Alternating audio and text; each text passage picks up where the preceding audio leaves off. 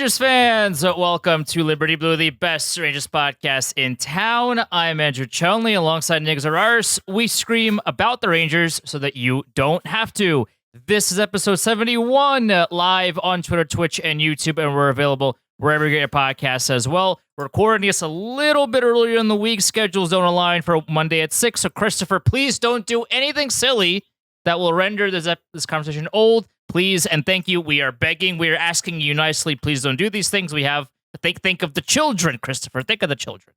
We did the Rangers forwards preview last week, and now it is time for the defense. In the next episode, we will handle the goalies. For the most part, if everyone that we think is going to make it will make it, looks pretty good. This is a really well-rounded defensive group. On paper, all 6 of these guys, 7 if you want to include Zach Jones, they all have upside. They all have the ability to play at a reasonably high level. We're not just talking replacement level. We're not talking average. All of these guys, if they are playing to their strengths and emphasizing their strengths, they all have the ability to play at a pretty high level. And that's really been the issue with the Rangers on the back end for I'd say the last 2 years, is that they've had decent names talent-wise. That 6D spot has been an issue for 2 years now. Between Jones and Gustafsson, you feel reasonably safe because you have redundancy. In years past, that spot has kind of been, we're begging somebody to win the spot in camp. Nobody looks particularly good in camp. And that's kind of how you end up with Ben Harper. You end with Justin Braun being a deadline acquisition. That's how you end up with Nico having to trade for Nico Mikkola as well last year. This year, you've got redundancy. You've got 2 guys with similar skill sets in Gustafsson and Jones, so that they're directly competing with one another. This is not the case of the last couple of years where Hayek the Kayak is hanging around, and by default, he's got a head start on everybody else because the organization has familiarity. 1 through 6, this is a really good group. You have one of the 2 best defensemen in the entire world in Adam Fox. You have the perfect complementary player in Ryan Lindgren, who's their best shot suppressor. And we're going to talk about this in relation to what the optimal pairs are, because this has been an issue that the Rangers asked Jacob Trouba to be a shot-suppressing defenseman, but he doesn't actually do that. Shot-suppressing defense in a vacuum is you don't concede scoring chances against, or you prevent the other team from getting to the offensive zone to begin with. You break up the play in the neutral zone. You think about what Marc-Edouard Vlasic was before all the injuries in the neutral zone, where you just couldn't get by him. Or what Jay Bouwmeester was in St. Louis, where you could not get by him. That's what the Rangers have tried to ask Trouba to do, but he's not a good enough skater, and his decision-making, it's not where it needs to be, and I have some good numbers to support that. But in theory, you've got 3 really solid pairs. You've got the opportunity for upside on your third pair because Braden Schneider is going to play with somebody that's not Ben Harper, and you're going to be able to actually maybe get a little bit more offensively from that back end. Not only do I like the top 6, if the 7th defenseman is Zach Jones, that's massive. Think about the 7th defenseman that used to be on the Rangers, like Jack Johnson, like Libor Hayek, like Ben Harper. Zach Jones is not even in the same universe as those guys. If one of the defensemen goes down and Zach Jones is the replacement, I feel so much better about the blue line than if any other one of those guys that we mentioned were to play. Stu Bickle was a 7th defenseman. Like my man's is working at ShopRite right now or something. Like he's he was not an NHL defenseman by any stretch of the imagination. But Zach Jones is for a 7th defenseman. Zach Jones is phenomenal. Like there's not a whole lot of teams in the league that have a 7th defenseman that could be a bottom pair defenseman on other teams. The Rangers right now look good defensively. Now, if multiple defensemen go down, then they have issues, but I guess you could say that about any team in the league. Adam Fox is one of the best. Kendra Miller has really been improving year after year. Ryan Lindgren, as we talked about, one of the best shot suppressors, and he's very good defensively. He's one of those players that whenever he's on the ice, you never have to worry about him specifically.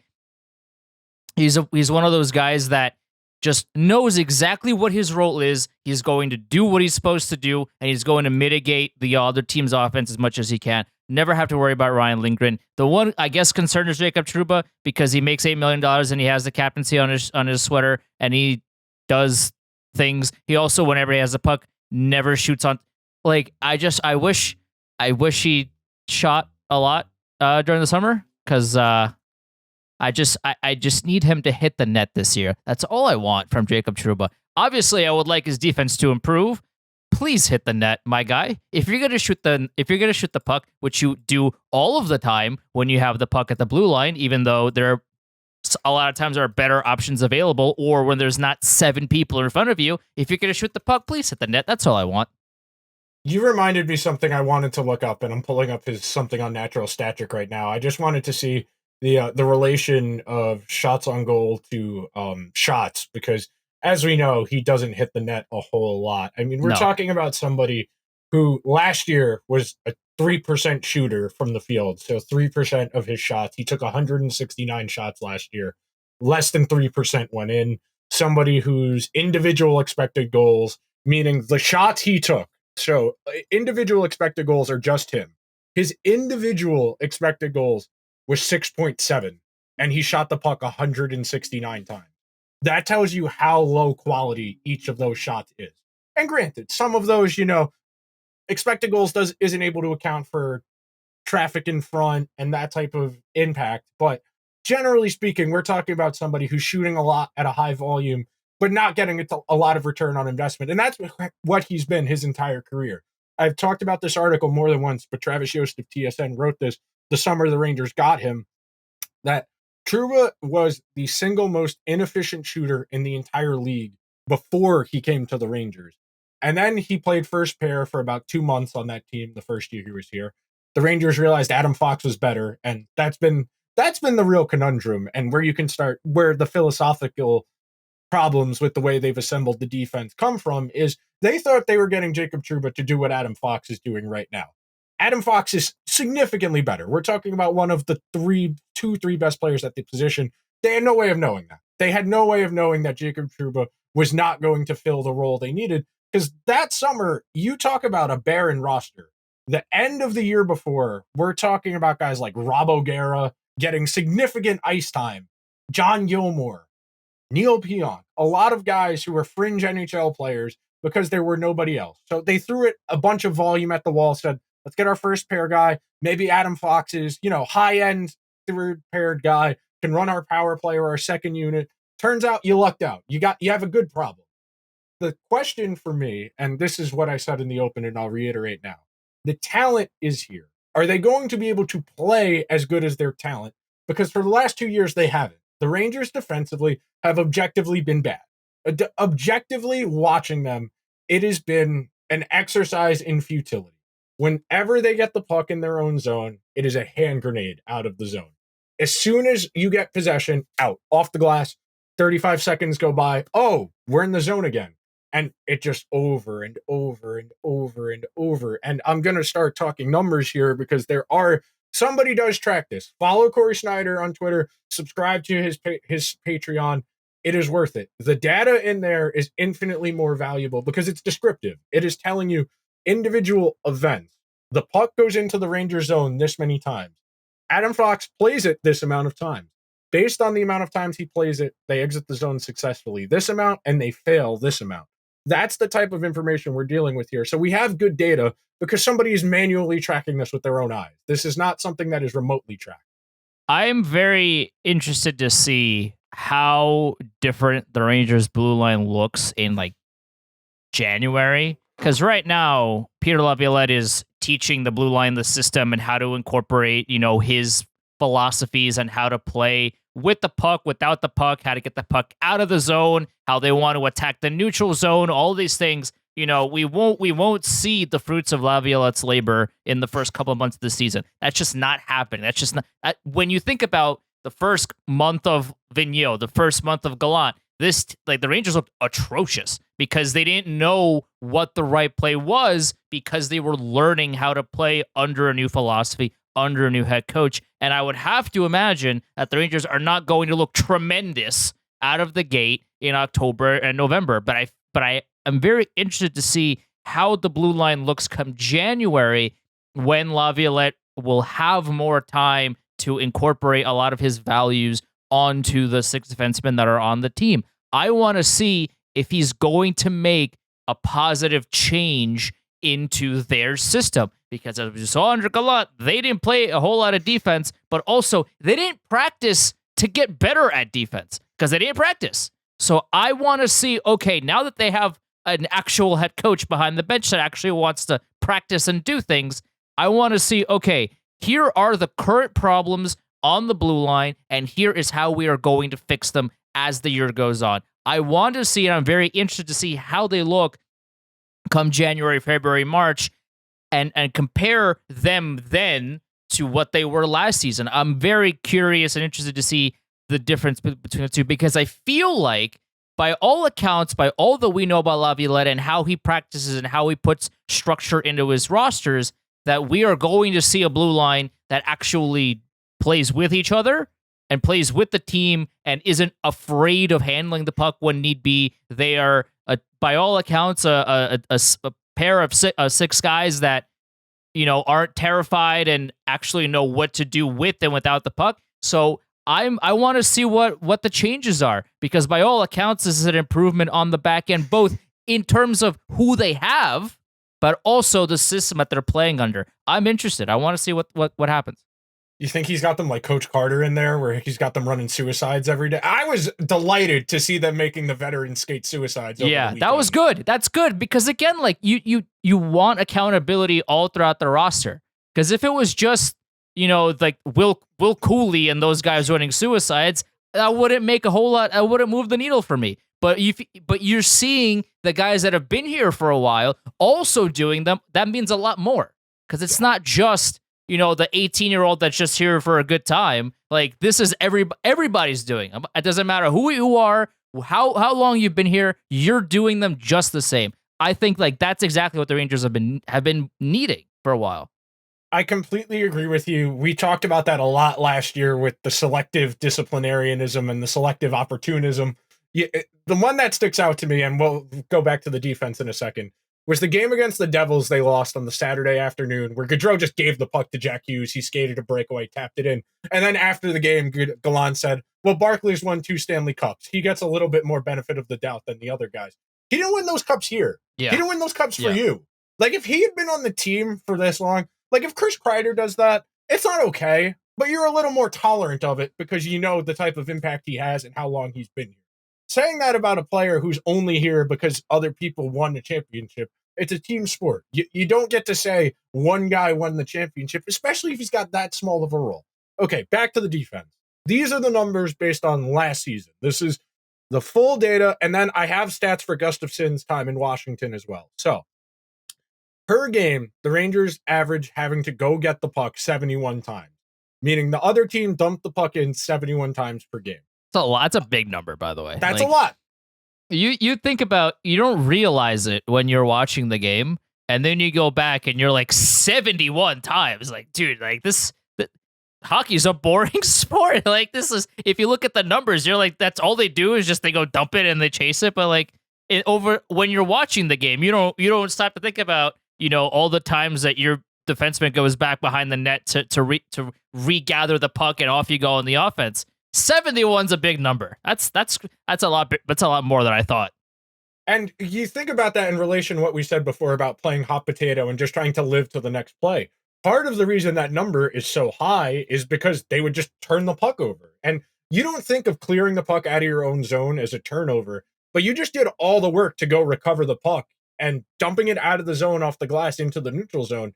That doesn't go down as a turnover, but philosophically, you gave possession away. You did all the work to get possession, and you just gave it away. Of those 71, 11 would, on average, be botched recoveries, meaning that they would go to recover the puck, and the other team would pressure. So about 1 out of every 7 we're talking about is a pressure that results in the other team gaining possession on the forecheck. Next, 40 zone exits attempted per game. 27 of them would be with possession. 13 would be clears. So we're talking a good 2/3 of possession where they'd exit the zone with possession. And then about 1/3 of the time, they would be hot potatoing the puck out of the zone. And that makes sense. You think about which pair was most guilty of that. That's your third pair. 1 out of your 3 pairs, if you're playing hot potato, the math's going to come out to about 1/3 would be the ones playing hot potato.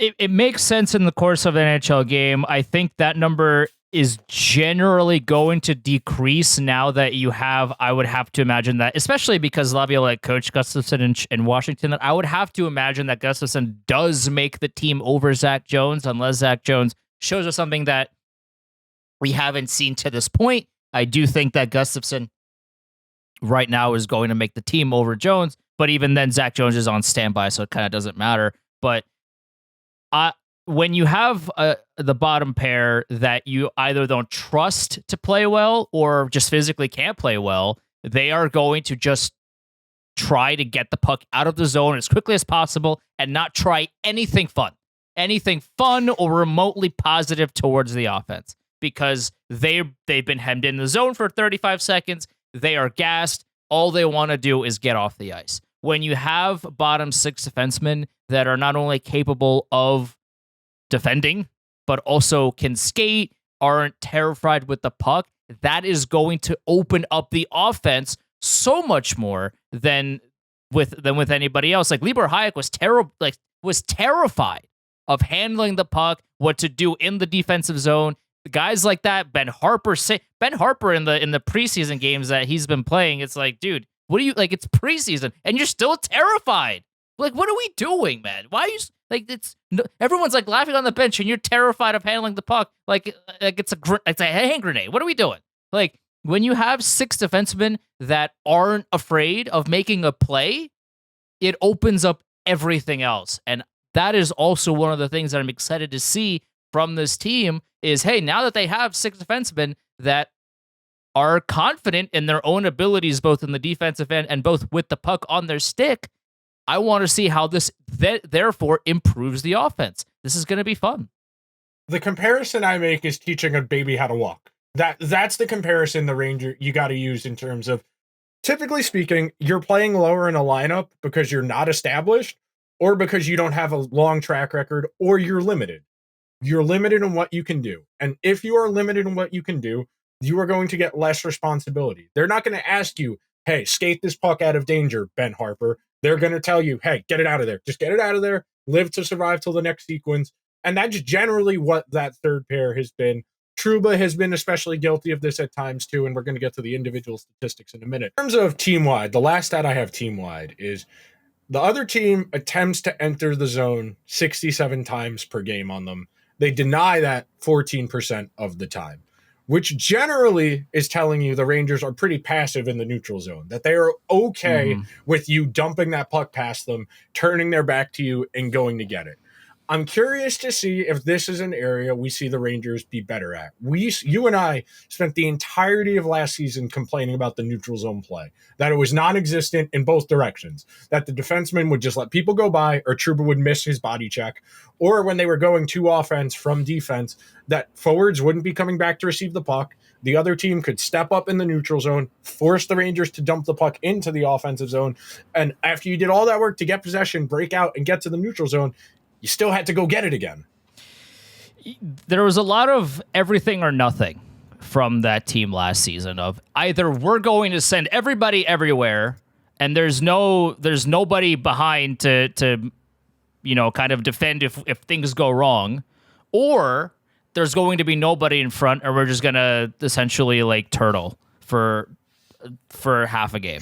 Like there was a lot of times it was like that, and it just didn't make any sense from a gameplay standpoint of what they were doing, because sometimes they'd be doing it in just strange times in the game where it just didn't make any sense for them to be doing what they were doing. But again, because they didn't really practice, they didn't really know the right times to do it. So it was this really awkward kind of game, which it's the more we talk about the Rangers last season, the more shocking and like just genuinely surprising it is that they won all those games.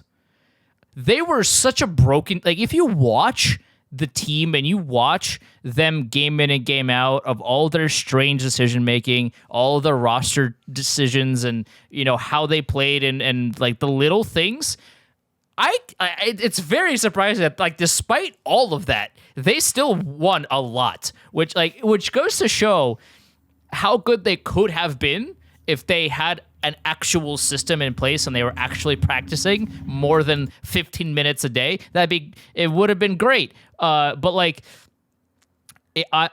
now with a system in place, now with better, I would have to assume better coaching and there's also a new coaching staff in place. Like, it's not just Laviolette. They have Phil Housley. They have these guys in place. Dan Muse as well, who was with Laviolette in Nashville. They have a lot of these guys that have been around the block that know what to do. And I would have to imagine put in a system that fixes the neutral zone, or at least makes it more than a zero-sum game. Because, like, the Rangers would essentially use that neutral zone to either dump the puck in or try, like, it was very discombobulated. When they got to the neutral zone, it kind of seemed like they didn't know what to do a lot of the times. But now with a different system in place, with new people there to coach them, fingers crossed that the neutral zone is actually going to be a spot on the ice that the Rangers are comfortable playing in. That's what it was a lot of times last season. They looked uncomfortable, and they were very quick to just kind of throw the puck away because they didn't know what to do. So, player-specific numbers I have. Adam Fox, 12 retrievals, 3 botches. Very good ratio of recovering the puck versus times you would lose the puck or turn the puck over. Lindgren, 9-4, solid. This is where it starts to get like, oh, I understand why they would be outshot every night. Keandre Miller, 10 retrievals, 7 botches. Trouba, 8 retrievals, 10 botches. Braden Schneider, 8 retrievals, 10 botches. Gustafsson last year, 8 retrievals, 7 botches. So you can understand why the Rangers are playing more defense. And those mistakes, what they get calculated as botches, that doesn't necessarily mean the other team gains possession, but it does mean you didn't get possession cleanly and you weren't able to transition play. You weren't able to turn around, get your play, or move the puck along. You did not win clean control. So that tells you that they're getting guys that either guys are not getting where they need to be, which is a positioning thing, which, like the neutral zone, this is about knowing where to be and when you need to be there. You and I have spent the better part of 2 seasons now talking about how Keandre Miller and Jacob Trouba have played like the second most minutes of any defensive pair together over the last 2 years, and they still fail simple pass-offs to each other behind the net or in front of the net, where they make eye contact with each other. They're looking at each other, and no one ever says me, or you, and passes a guy off. And then there's a backdoor tap in when both defensemen are on the same side of the ice, or one of them chases the puck below the goal line and nobody's on the back door on the other side. So again, to reiterate what you just said, the idea being with more coherent structure, these guys have something to fall back on. And that's the key here in implementing all of these philosophies, structure, systems, all the buzzwords everybody likes to use. That's the key. Knowing what you need to do and where you need to be. Those are the keys to me. And I think that's something that will take a little while to figure out, especially because the Rangers, for the most part, have been playing outside of structure for so long. You get bad habits when you have good results with bad process, like the team last year. They had the 6th best record in the National Hockey League last year, and at no point did I feel like they were the best. They had a good chance of winning the Stanley Cup last year. They were the 6th best team in the regular season record-wise. They had 106 standing points, something like that, and not once was I entirely convinced that they could beat Tampa or Toronto. I thought they would beat the Devils, but I thought it would be close. So you hope with a little more structure, you can get a little bit more out of your guys. And your hope is, because you're not as reliant on guys making play outside of structure, it can be more consistent. And that's something you just said about it being discombobulated, disjointed. If it looks consistent, and even if the results aren't great, but the process is playing out, it looks pretty coherent, everybody knows where they need to be, the puck is getting passed crisply, you feel good about that. That's the goal this first month, is figuring out how they get from what they are right now, which is a week into training camp and 2 preseason games, where the 2 preseason games have kind of been stinkers, to be honest, and they haven't really gotten good hockey reps in those games because they've been played at 3/4 speed for the most part. You hope everybody is understanding what they need to do. And the guys who have these ingrained bad habits, who are overpassing, who are making plays outside of structure because they're good enough to do that, they need to have empathy for the guys who can't do that. They need to be looking out for the Jimmy Veazys and the Barkley Goodrows of the world and the Blake Wheelers of the world, who are going to need an extra second to catch up to them for the play to develop. That's where structure helps, is making up for deficiencies. Like we talked about last week in regards to the forwards. They're not a fast team by any stretch, but with good structure play, you can make up for that lack of team speed by forcing the other team into more favorable situations for you defensively. The biggest thing for the Rangers defense too is, one, understanding your place on the ice, understanding where your teammate is on the ice, respectively, for sure. Also, in situations where you have to think on the fly, this is where coaching comes into play, where understanding where you default to, where on the ice you kind of fall back to, and where your defensive partner should default back to. And then if you get the puck, just instinctively getting, figuring out, okay, I'm here because that is where we've established that in pressure situations, this is where I'm going to be.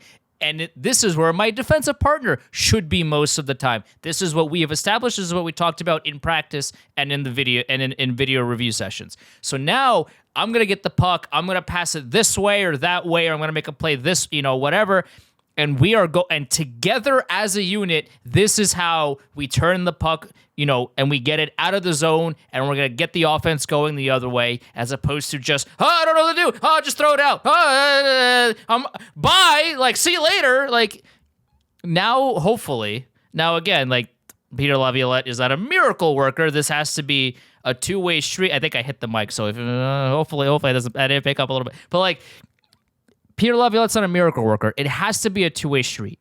Peter Laviolette can introduce these ideas, but it's on the sixth defenseman to accept what he's saying and absorb it and do it, in game. Because if he says it 90 times a day, but people don't listen, that's not on him.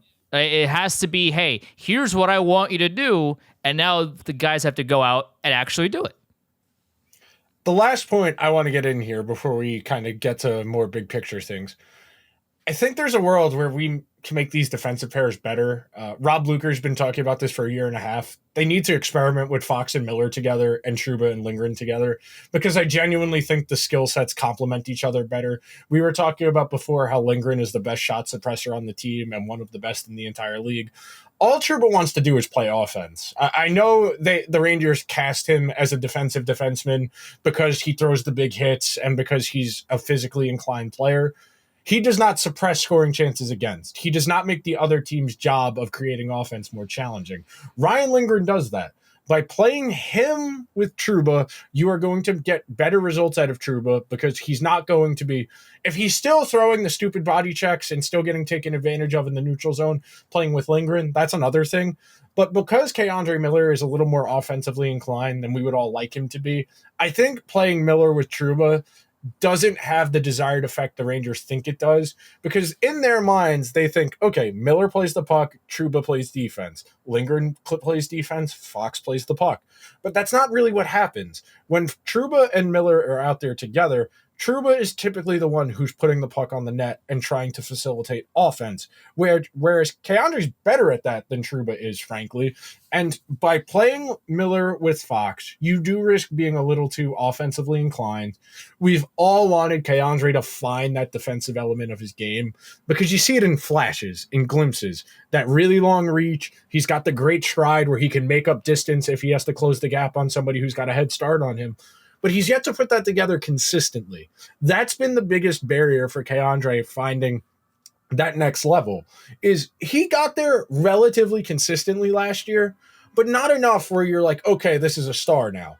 He had 40-something points last year, which was a career high. He's going to have opportunities. There's a world which maybe he runs the second power play. I don't think it's going to end up happening. I think more likely than not, you end up with Gustafsson doing that. But at the very least, you see the possibility for something more than you're currently getting.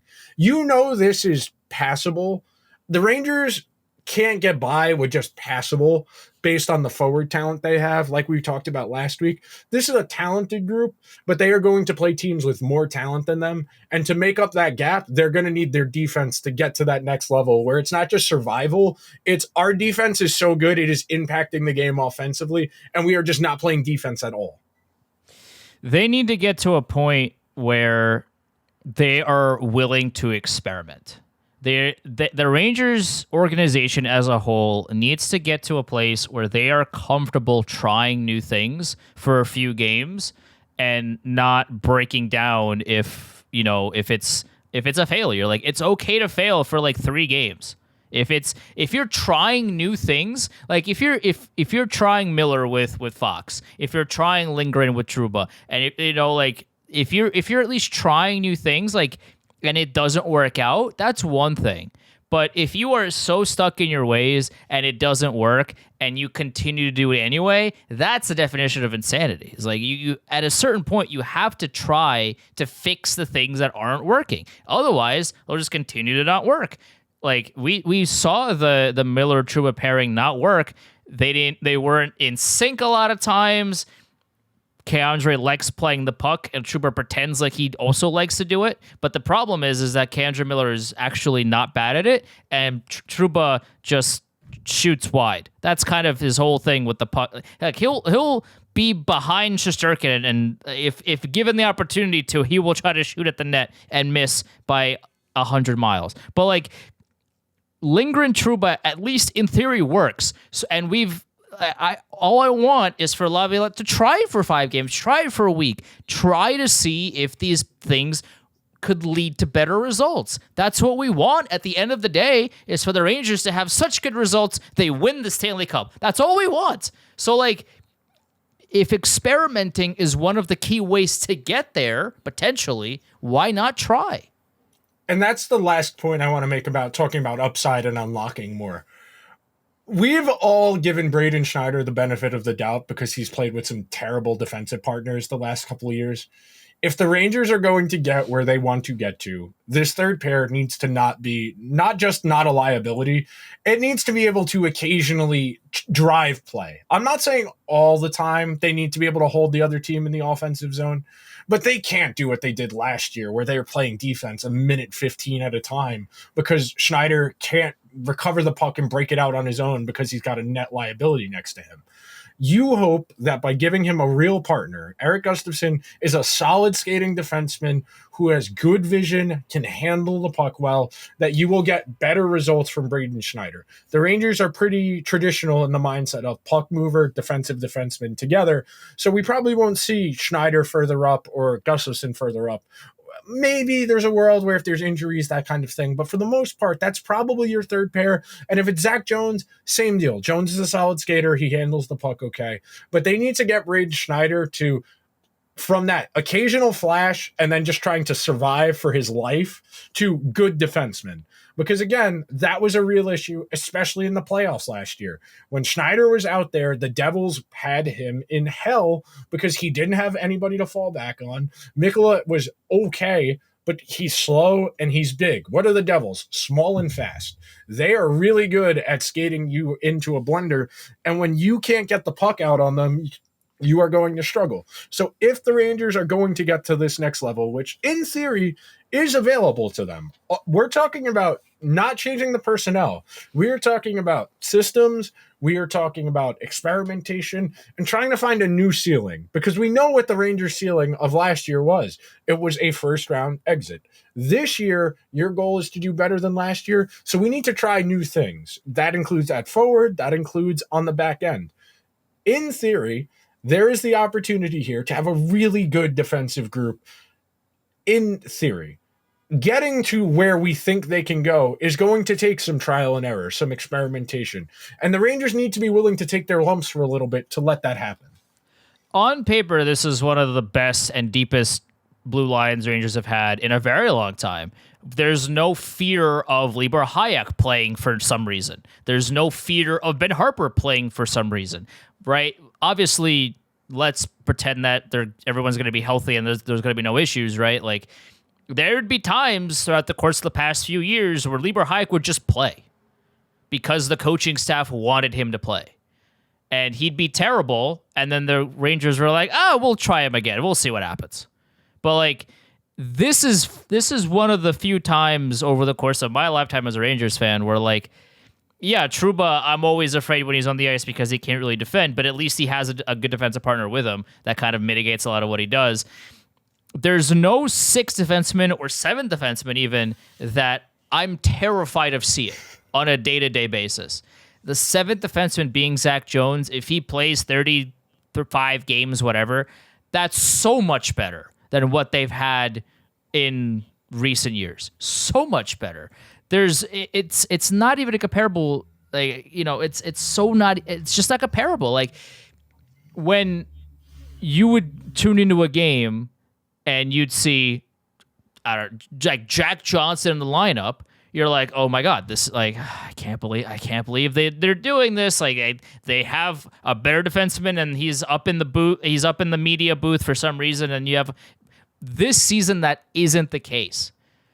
Ben Harper is gonna be an AHL call up at best, and Zach Jones will kind of be the 7th defenseman rotating it.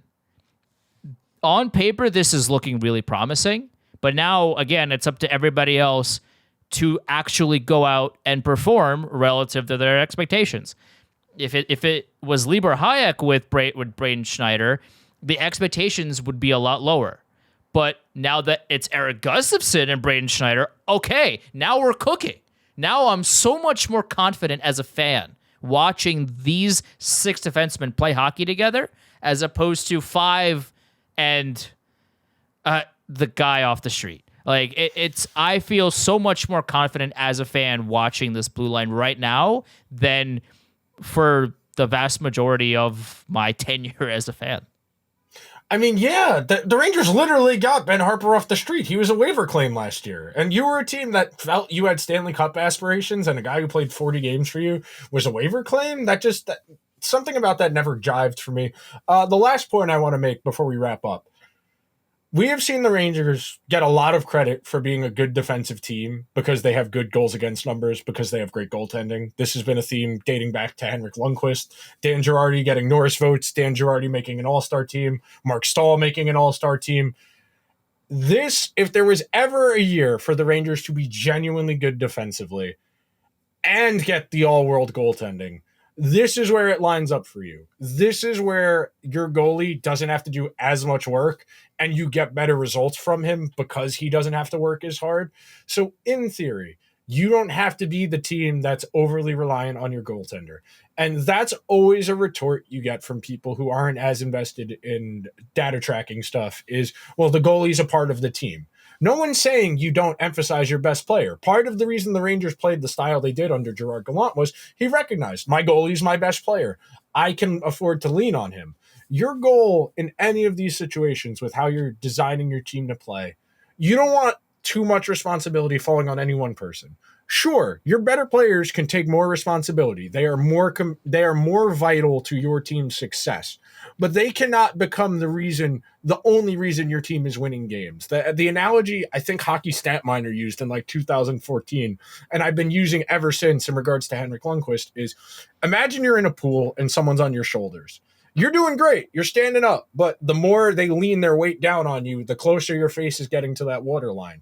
Your goalie is in great shape. Your goalie is amazing. They're super strong, but you keep leaning forward and changing the goalie center of gravity of the person who's under you. Eventually, you're both going to go tumbling down. And that's what the Rangers have done for the better part of the last 2 years, especially in the playoffs, is against the better teams. They have asked their goalie to be the difference for them. And it is just not tenable to win in the NHL today where you are trying to win every game 2-1 or 3-2. It's not doable. So better defense means better goaltending. They are not mutually exclusive. You can have a good goalie and a good defense at the same time. The Rangers can try it this year. I really hope they do.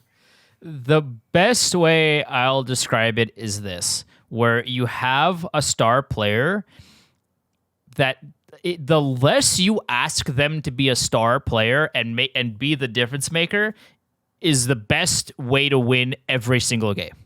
Because if you ask the star player for 82 games to score you 4 goals, let me tell you something, by the end of the season, they're going to be out of gas. But if you can win games as a team collective and say, you know what, we've scored 4 goals from everybody else on the team. It's 4-2, whatever. You know, Zibanejad, you can chill out for a little bit, right? Panarin, you can chill out for a little bit. We got this. That's the sign of a great team.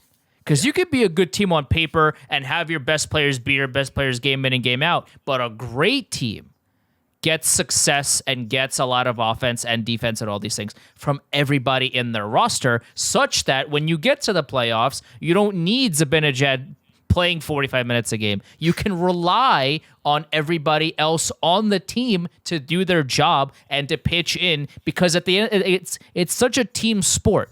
Hockey is not, one of those sports where one player can just dominate and drop, 8 goals and like that's it. That's the whole game. It's such a team game that you need everybody on the same page and you need everybody to pitch in when they can. So the deeper you get into a season, the deeper you get into a playoff run, if you can win by committee as opposed to, hey, if Zibanejad's not scoring, then the game is over.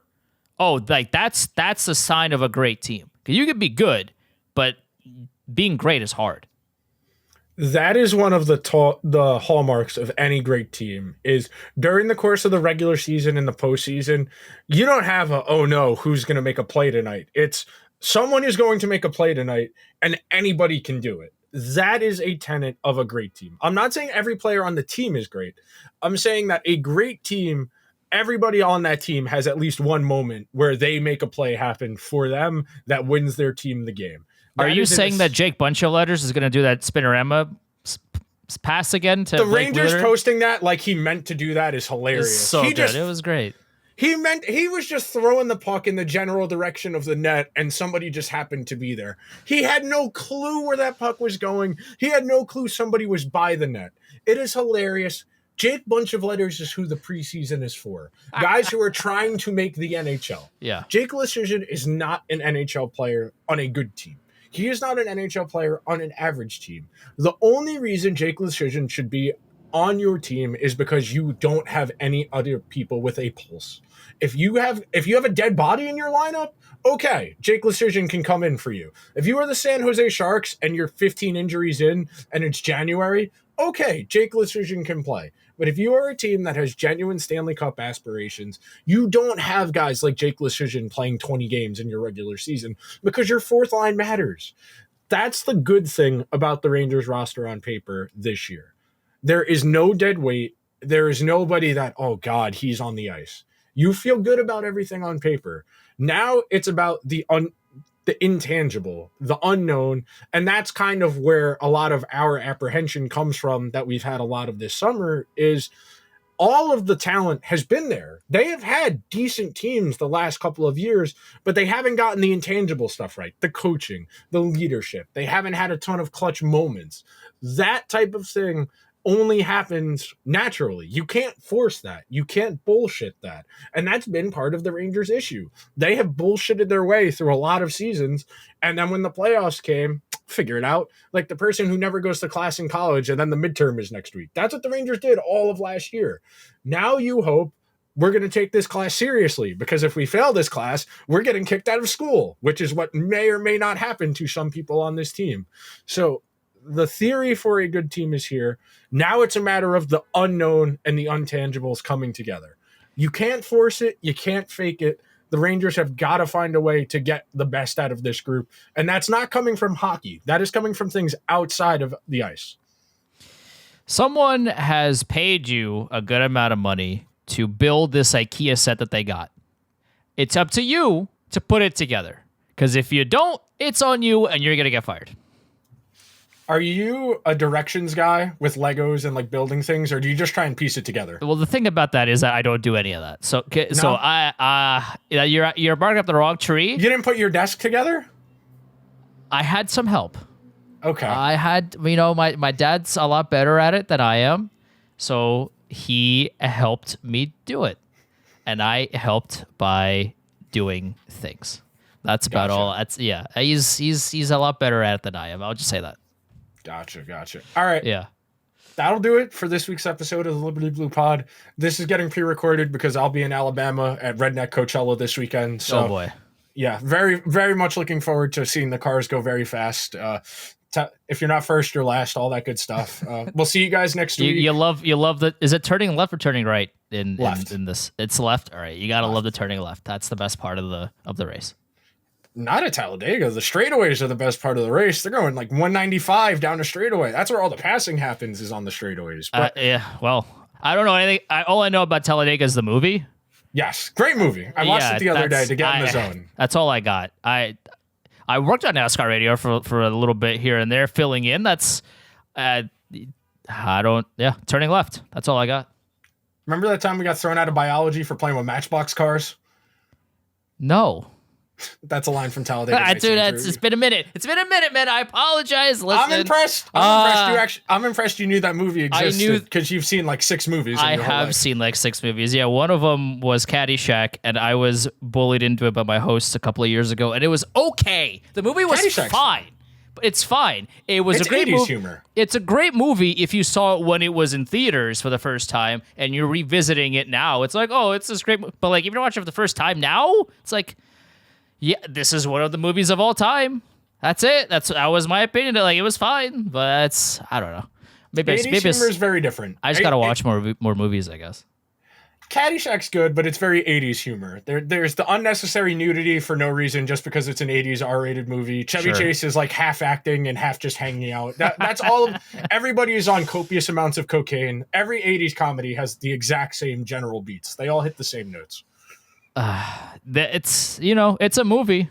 Caddyshack was a movie. I'll give it that. Like, it was, again, it was, I'm not hating the movie. It was fine. It was fine. But I wouldn't go far as say I loved the movie, because I did not. And I'm not here to lie to the audience, Nick. I'm not here to do that. I'm here to tell the truth. And I speak facts. It's fine. Movie's fine.